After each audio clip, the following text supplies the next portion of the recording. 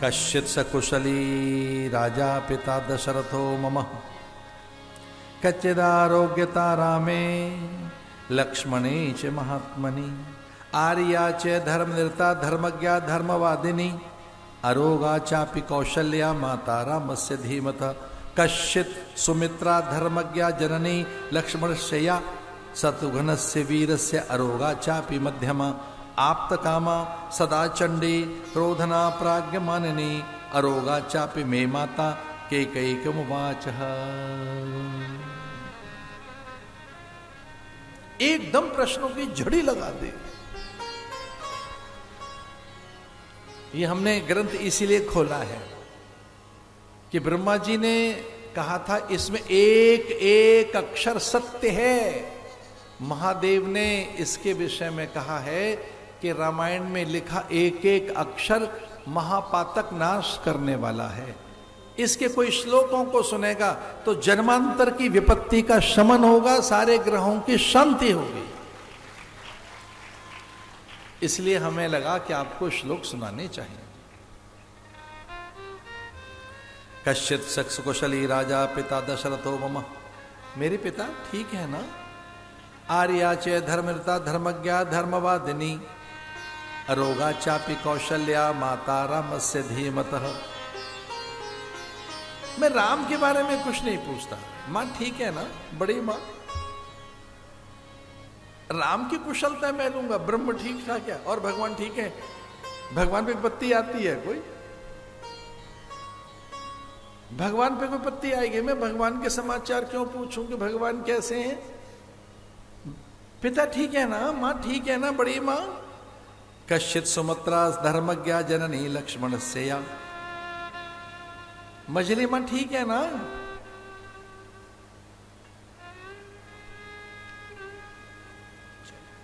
एक ऐसी बात निकल गई भरत के मुंह से, पता नहीं क्यों कह गए, और उन्हें लगा कि मैं क्यों बोल गया है, मुझे ऐसा क्यों कहना चाहिए, क्या मुझे ये कहना चाहिए।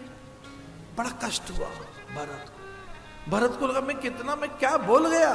तो भरत क्या कह रहे, आप्तकामा सदा चंडी क्रोधना प्राज्ञमानिनी। यद्यपि मेरी मां के पास सब कुछ है, यद्यपि मेरी मां स्वयं आप्तकामा है, पर कभी कभी चंडी जैसी हो जाती है।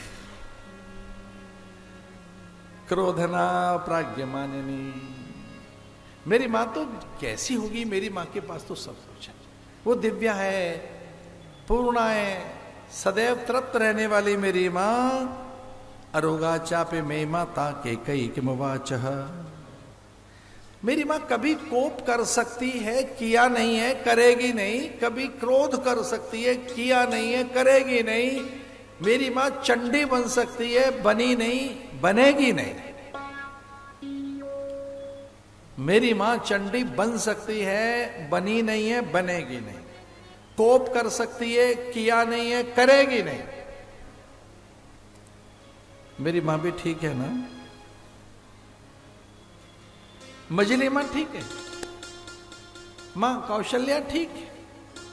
देखिए राम के बारे में नहीं पूछ रहे।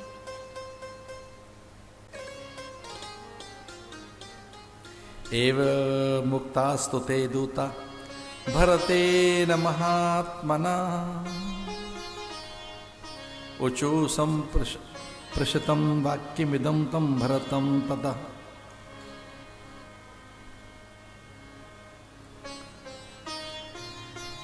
संवाद तो बहुत बड़े हैं, लेकिन दूत किसे कहेंगे, वो इंटेलिजेंस के लोग थे। गुरुओं के यहां सब प्रकार की विद्याएं पढ़ाई जाती थी, स्थापत्य, वास्तु, शिल्प, शिक्षा, कल्प, ज्योतिष, धनुर्वेद, आयुर्वेद, षडंग वेद, वेद के सारे अंग उसमें सब, उसमें संगीत, वादन, गायन, नर्तन, गुरुओं के ही तो तैयार होते थे कुशल राजनेता, अमात्य, सेनापति, युद्धपति, प्रधान सचिव, कंटक शोधक अधिकारी, कंटक शोधक मान इंटेलिजेंस के लोग, सुपर इंटेलिजेंस,